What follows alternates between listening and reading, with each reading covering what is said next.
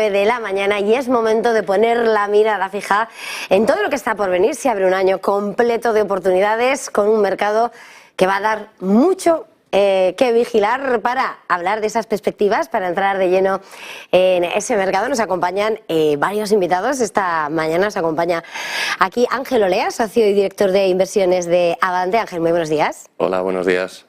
También nos acompaña Iván Díaz Sainz, Partner and Business Development Director de Lombia Capital. Iván, bienvenido. Hola, buenos días, Seba. Ignacio Cantos Figuerola, socio y director de inversiones de ATL Capital. Ignacio, bienvenido. Buenos días, ¿qué tal? Feliz año. Y vía online, pero también nos acompaña Jaume Puig, director general en GVC Gaesco Gestión. Jaume. Hola, buenos días a todos. ¿Qué tal? Pues bienvenidos los cuatro y bueno, yo creo que lo primero de alguna manera es hay que tomar el pulso. ¿Cómo veis este arranque de año? ¿Qué es lo que esperáis, sobre todo después de lo que hemos vivido este buen año en 2023? ¿Cuáles son las perspectivas? ¿Cómo veis 2024? Ángel, ¿quiere empezar? Bueno, ha arrancado el año, llevamos una semana, ¿no? Es pronto para sacar conclusiones. La verdad es que venimos de 2 meses muy buenos, muy alcistas, yo diría prácticamente en todos los activos, ¿no?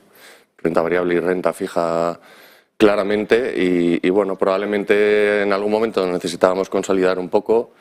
La subida ha sido muy fuerte y muy rápida y bueno, pues tomar aliento para el resto del año, ¿no? Yo creo que el año pues puede ser otra vez bueno. El año pasado fue muy espectacular y probablemente este año no tenga que serlo tanto, pero bueno, las perspectivas ahora mismo son de un año que puede ser también otra vez bueno para renta variable, para renta fija. Hay colchón y lo que nos queda es mucho año por delante. Iván, ¿desde Lombia? Pues yo creo, nosotros pensamos que va a ser otro año en el que va a estar marcado por los bancos centrales. Yo creo que al final van a seguir jugando un papel importante en el desarrollo de los mercados financieros. Sus palabras, sus mensajes, el mercado va a cotizar cada palabra que digan. Hemos visto este principio de año, efectivamente, que los tipos han vuelto a subir un poquito y ha perjudicado tanto a la renta fija como a la renta variable, pero en el momento en el que tengamos datos de inflación, en el que los bancos centrales vuelvan a hablar, pues veremos a ver cómo se lo toma el mercado. Yo creo que va a ser un año, insisto, en el que vamos a estar muy pendientes ya no solamente de lo que hagan, sino de los discursos, de lo que nos dejen entrever. Bueno, esta semana, para no tardar, vamos a tener datos de inflación, entre otros en Estados Unidos.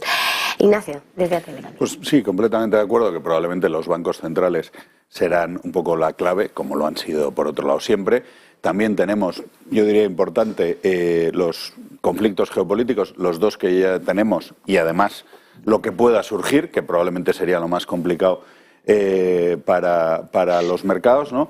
Y luego tenemos un año muy electoral en general, o sea, medio mundo tiene elecciones, si contamos las europeas como una parte, pero grandes bloques, Rusia, Estados Unidos, Europa y otros muchos países la India, tienen elecciones este año, ¿no? Y yo creo que eso también puede marcar un poco tanto el comportamiento de los mercados que afectan a cada uno como eso. Y, por supuesto, los tipos de interés en el sentido de que también, comentábamos antes, que hay mucha deuda que colocar. O sea, estos años se ha llevado mucha emisión de deuda y vamos a ver cómo funciona a estos tipos altos.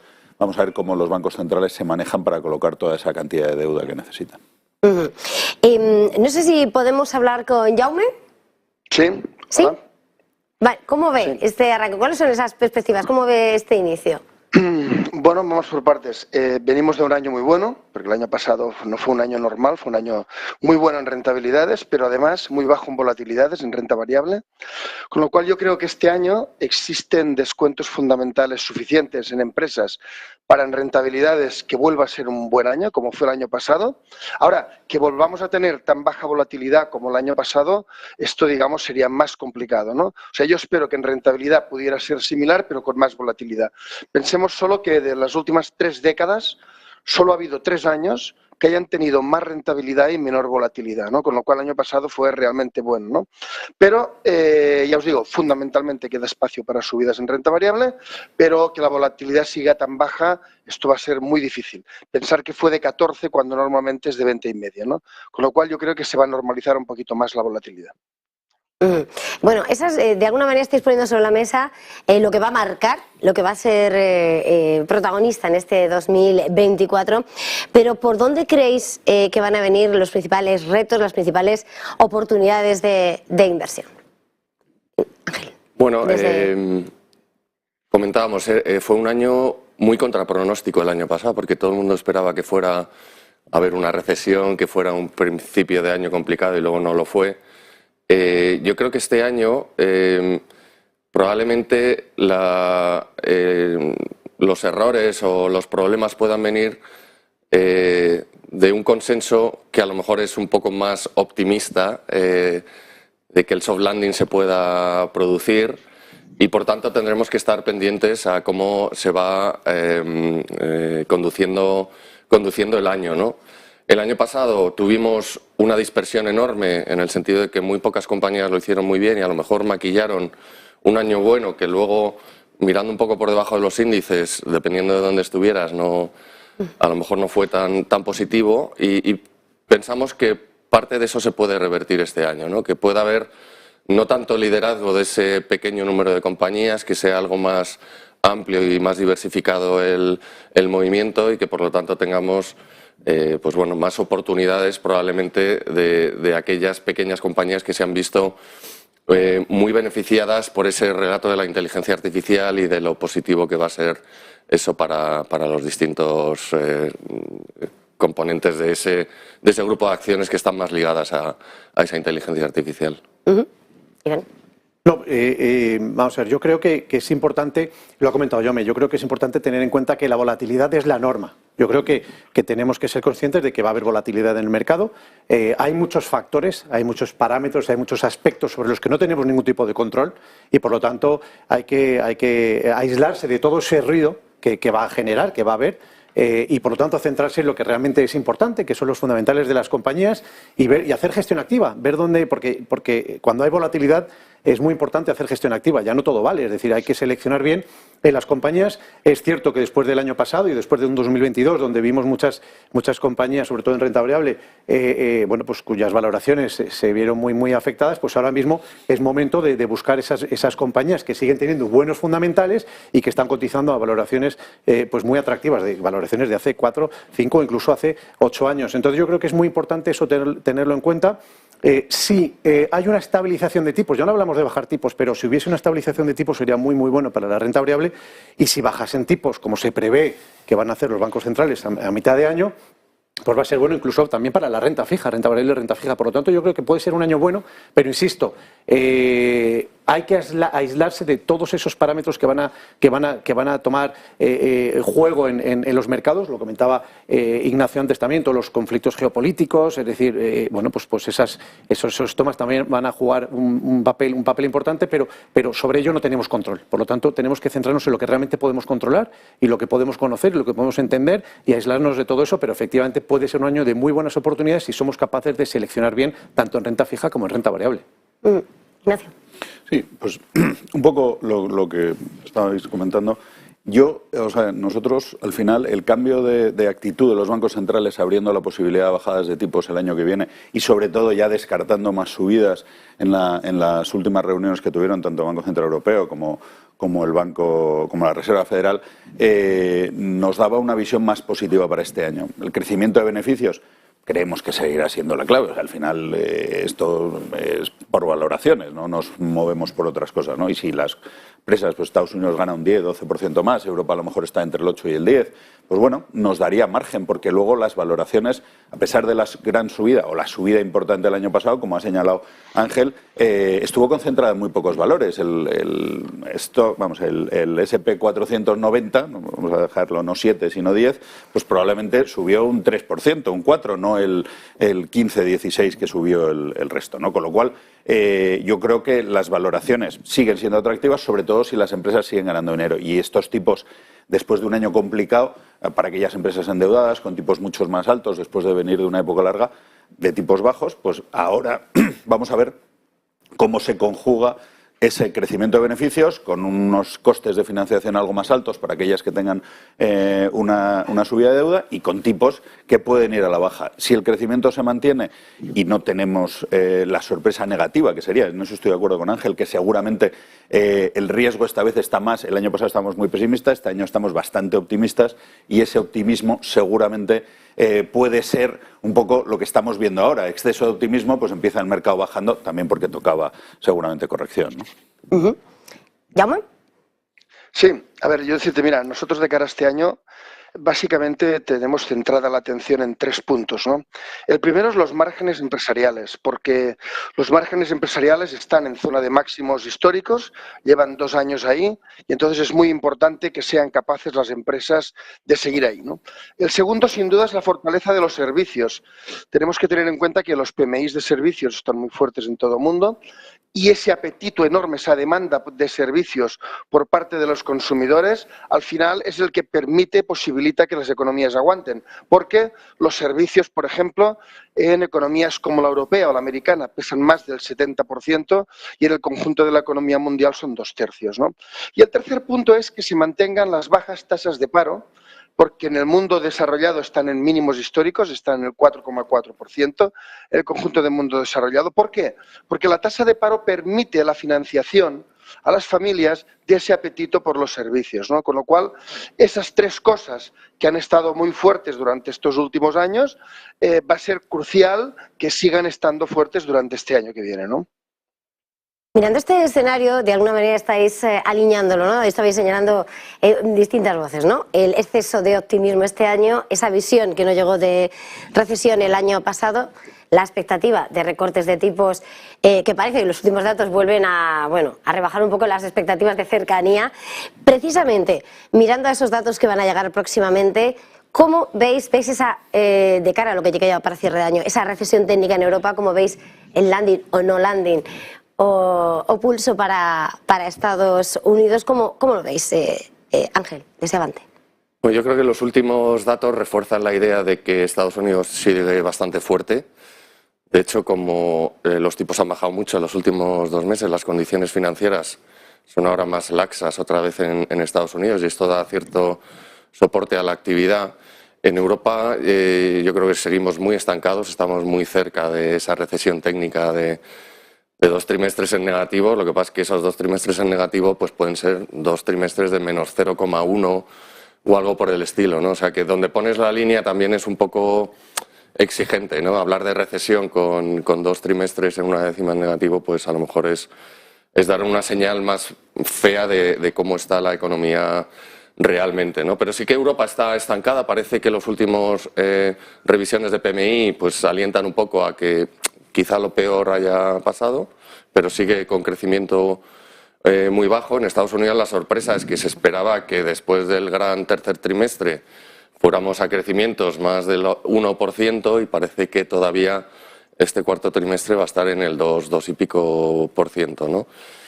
La economía a lo largo del año, pues yo creo que lo lógico es pensar que Europa, que ya está ahí abajo, pues pueda empezar a mejorar un poco. Los americanos, yo creo que sería lógico pensar que van a ir también un poco hacia abajo, pero habrá que estar viéndolo, ¿no?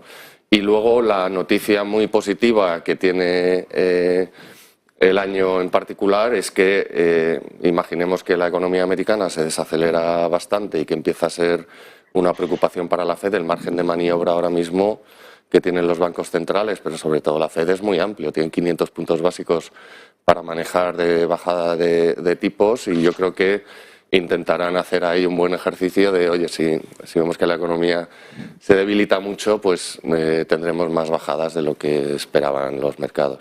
No, efectivamente, totalmente de acuerdo con una cosa que ha dicho Jaume y lo que acaba de decir Ángel. Yo creo que es importante. Es muy difícil que haya una recesión importante. Recesión técnica puede haber, pero es muy difícil que haya una recesión importante si las tasas de paro siguen en mínimos como lo estamos viendo. Yo creo que eso es complicado. Otra cosa es que haya una ralentización. De hecho, llevamos hablando de recesión todo el año 2022 y todo el año 2023 y todavía no la hemos visto. Pero luego es importante también no solamente eso, sino lo que ha comentado Ángel, es decir, que en el supuesto caso de que llegase una recesión, que los bancos centrales no quieren. Yo creo que los bancos centrales están prestando mucha atención a que no se produzca, quieren frenar todos los excesos que se han cometido gracias a los bajos tipos de interés de los cuales nos hemos beneficiado durante muchísimos años, quieren frenar todos esos excesos, pero no quieren provocar un shock, como ocurrió en el 2008. Pero llegado el caso de que realmente hubiese una recesión más fuerte de lo esperado y no una recesión técnica, como bien comentaba Ángel, tienen margen de maniobra. Ahora sí que tienen margen de maniobra, porque estamos hablando, y cuando lo hagan, probablemente no lo hagan de manera suave. Es decir, cuando realmente tomen la decisión de bajar tipos, desde nuestro punto de vista, creo que va a ser importante. Es decir, tomarán la decisión, cuando realmente bajen tipos, será una decisión de 50 puntos básicos, no de 25, sino que será realmente una decisión de, bueno, pues ahora sí que es el momento, porque, insisto, no quieren pasarse. Ya han hecho el esfuerzo para que estemos mal durante 2 años y no regular durante mucho tiempo. Yo creo que eso es muy importante y lo tienen en mente. Por lo tanto, yo creo que bueno, podemos ver una cierta ralentización, pero a día de hoy, con los datos que estamos viendo, insisto, y con las tasas de paro en los países desarrollados, como bien decía Jaume, es complicado que haya una recesión fuerte. Otra cosa es que Alemania sí esté en recesión técnica, pero bueno, vamos a ver eso. Una cosa es una recesión técnica, otra cosa es realmente una recesión donde se está frenando completamente el consumo y no hay inversión, y entonces ya estaríamos hablando de otro tema.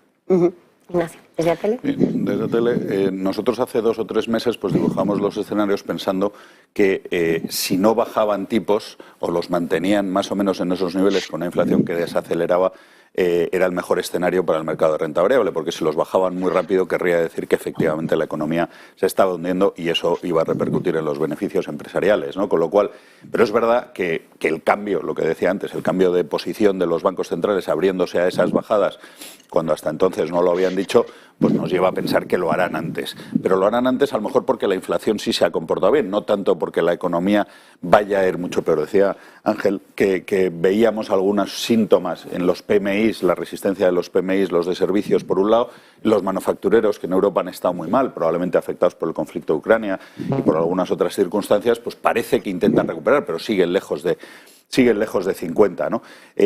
Hablaba antes ya de márgenes. Vamos a ver cuánto la inteligencia artificial afecta a esos márgenes y si esto puede suponer una ganancia de productividad parecida. Pues, ojalá fuera así, porque sería muy importante para los beneficios, pero a la que dio en su momento Internet, ¿no? Pues si eso es así, seguramente tenemos varios años buenos por delante para la renta variable, pero todavía se tiene que confirmar. Yo creo que lo hemos visto en los tipos de interés, lo hemos visto en las bolsas, pues siempre nos pasamos de descontar cosas positivas y luego hay que volver un poco atrás. Pasó con los tipos, estábamos al 5%, se va al 3,80 en poco más de mes y medio. Bueno, pues seguramente ni tanto ni tan calvo, por mucho que haya cambiado el Banco Central, ¿no? Entonces, bueno, yo creo que, insisto, la idea es que el posicionamiento es bueno, que no es malo, que la economía parece que resiste y que los beneficios todavía parece que pueden crecer, que hay circunstancias positivas, como esa posible ganancia de márgenes, a pesar de estar en los máximos históricos, pero hemos visto varias ganancias de productividad, ¿no? Si eso es así, pues las bolsas deberían aguantar en estos niveles, pues probablemente con más volatilidad, como ya se ha comentado en esta mesa, ¿no? Pero aprovechando las caídas pues para ir tomando posiciones, seguramente. Jaume, desde GVC. Sí, no, a ver, yo diría, lo que es evidente y todos conocemos es que los tipos de interés en Estados Unidos cortos, al 5,5, o en la zona euro, en el 4,5, son tipos muy superiores a las medias históricas de estos tipos, que históricamente están más centrados entre un 3 y un 3,5%, ¿no? Con lo cual, margen de bajada, pues evidentemente existe, ¿no? Otra cosa es en el momento que quiera implementarse y sobre todo la gran cuestión es hasta dónde. O sea, para mí la clave es cuando bajen, sea cuando sea, es menos relevante cuándo, pero por favor la clave va a ser hasta dónde bajan, o sea, cuál es el terminal rate pero de bajada, ¿no?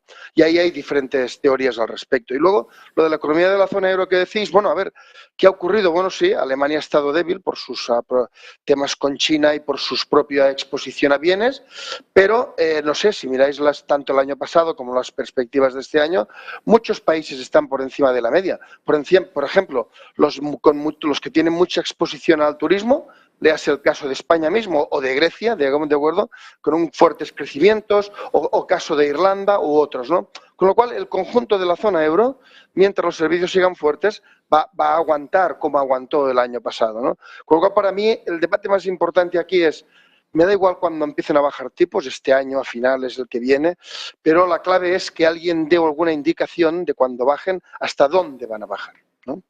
Bueno, con la incógnita sobre esa tasa terminal sí que os quería preguntar a la hora de mirar esas oportunidades, a la hora de mirar la inversión y la inversión en esos mercados de bonos, en ese mercado. ¿Creéis que es momento para este año para mirar esas duraciones altas en bonos, teniendo en cuenta que aún así esas bajadas de tipos que se esperan, o cuál debe ser la estrategia? Bueno, nosotros habíamos subido algo la duración la segunda parte del año pasado, la estamos bajando ahora porque el movimiento ha sido muy rápido también, ¿no? Entonces, el año yo creo que va a ser bueno para la duración. Lo que tengo más dudas es que después de este atracón de los 2 últimos meses tengamos un inicio de año muy fuerte para los activos con más duración, ¿no? Va a ser un año de gestionar activamente la duración y otra serie de cosas, pero bueno, tenemos una duración por encima de la media que solemos tener, lo que no quita para que hemos estado reduciendo durante las últimas semanas, ¿no? En el conjunto del año, pues yo creo que estamos todavía en un entorno positivo para la renta fija. La duración probablemente termine pagando algo, pero tampoco a lo mejor tanto como lo que se ha descontado últimamente. Bueno. Hay que ser muy precavido. Yo creo que, lo decía Ángel, lo subieron a finales del año pasado, lo están reduciendo ahora. Si nos fijamos en una semana, en apenas una semana que llevamos de mercados, hemos visto como los tipos a 10 años en Alemania o a 10 años en Estados Unidos han subido casi 30 puntos básicos. Y eso indudablemente te afecta si tienes duraciones largas. Por lo tanto, yo creo que sí, es cierto que si el contexto es el que estamos poniendo sobre la mesa de estabilización de tipos o de bajada de tipos de interés, pues tener duraciones largas pues te va a beneficiar. Pero en el camino va a haber muchos altibajos y lo hemos visto el año pasado. El año pasado el número final ha sido bueno, pero durante todo el año hemos visto muchísima volatilidad en la renta fija, donde ha habido momentos en el año que se ha sufrido mucho. Por lo tanto, yo creo que es importante no solamente la duración, sino el spread, porque lo que puedas perder por la duración, que te lo pueda compensar ese diferencial de crédito del bono que estás teniendo en cartera. Por lo tanto, hay que prestar, yo creo, más atención a la calidad de la emisión en el que estás invirtiendo y el spread que te está ofreciendo, ese diferencial de crédito que te está ofreciendo, más que a la duración, que también, evidentemente, pero sí estamos asumiendo un riesgo con la duración que por lo menos me lo pueda compensar con la parte del diferencial de crédito. Pero hay que ser muy precavidos porque, lo decíamos al principio, va a haber mucha volatilidad tanto en renta variable como en renta fija a lo largo del año y por lo tanto hay que ser muy precavido. Ignacio. Bueno, es curioso porque es verdad que comentábamos antes que la volatilidad fue muy baja el año pasado en renta variable, pero sin embargo fue máxima de los últimos probablemente 30, 40, 50 años en renta fija, ¿no? No habíamos visto un movimiento pues como el que vimos a principios de año, bueno, todo el año 2022 y parte del 2023 hasta llegar a esos tipos del 5 y también el movimiento de bajada de final de año, ¿no? Nosotros también aumentamos un poco las duraciones porque nos parecían muy razonables esos tipos de en torno al 5% o cercanos al 4% en Europa en la parte final del año y además jugando con más corporativos probablemente que con gubernamentales, pero también con los gubernamentales en Estados Unidos y ahora pues, estamos más bien reduciendo, pero de manera probablemente táctica. Es decir, yo creo que el posicionamiento en general de las carteras de renta fija para el año 2023 es más largo, o sea, duraciones más largas de las que hemos tenido pues probablemente en la última lustro seguro y década seguramente.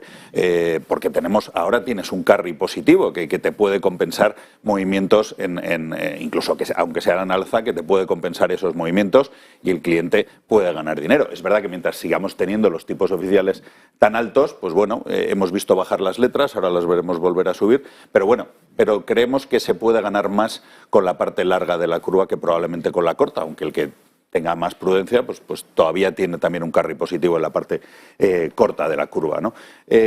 Por tanto, pues yo diría que sí, duraciones algo más largas, que vas a estar sometido a volatilidad. Probablemente, igual que hemos tenido un año históricamente alto el año pasado, pues seguramente este año, a pesar de cómo hemos empezado, pues seguramente la volatilidad acabará siendo menor y luego tendremos una suave tendencia a la baja, seguramente si se acaban cumpliendo las bajadas de tipos. Pero sí estar un poquito más largo en duraciones de lo que ha sido la regla habitual los últimos años. ¿Llaman? Sí, a ver, muy interesante el escenario de tipos de este año, ¿no? Porque bien pudiera ser 2024 que bajaran los tipos cortos, pero simultáneamente subieran los tipos largos, ¿no? ¿Y eso por qué? Porque los tipos largos actuales, incluso hoy, los que hay hoy mismo, no son congruentes con tipos cortos de un 3,5%. Es decir, que se quedaran en su momento, que fueran bajando hasta esos niveles, ¿no? Que son tipos de equilibrio, ¿no? Entonces, ¿qué pasaría? Pues que los tipos largos, a la que fueran, digamos, interiorizando hasta dónde, hasta que el terminal rate de los cortos que hablábamos antes, pues tienen margen perfectamente para subir. Eran más lógicos los tipos largos de hace 3-4 meses, cuando se acercaban más al 5. Tenemos que pensar, por ejemplo, el 10 años americanos, su media histórica es un 5,2%, ¿de acuerdo? Y existen situaciones para que bien pudiera llegar al 5,5%. Pensemos que la diferencia entre cortos y largos suele estar alrededor de 200 puntos básicos, es decir, un 3,5 corto es compatible con un 5,5 largo, un 3 corto es compatible con un 5 largo, ¿no? Con lo cual, bien pudiera ser que viéramos la normalización de cortos, pero también la subida de los largos. Para mí, 2024 puede ser un año de guerra de largos, ¿eh? O sea, un año donde esa gran volatilidad que efectivamente, que habéis comentado, que la hubo el año pasado en la renta fija, bien pudiera seguir, ¿eh? Pues tenemos que terminar, se nos acabó el tiempo. Muchísimas gracias a los cuatro por acompañarnos. Jaume Puig, director general en GVC Gaesco Gestión, Ignacio Cantos Figuerola, socio director de inversiones de Atele Capital, Iván Díaz Sáenz, partner and business development, director de Lombia Capital, y Ángel Olea, socio director de inversiones de Avante. Gracias a los cuatro. Feliz jornada, feliz negocio, feliz semana. Gracias a vosotros. Gracias a vosotros. Gracias a vosotros. Hasta luego. Y nosotros haremos una pequeña pausa para publicidad y enseguida volvemos.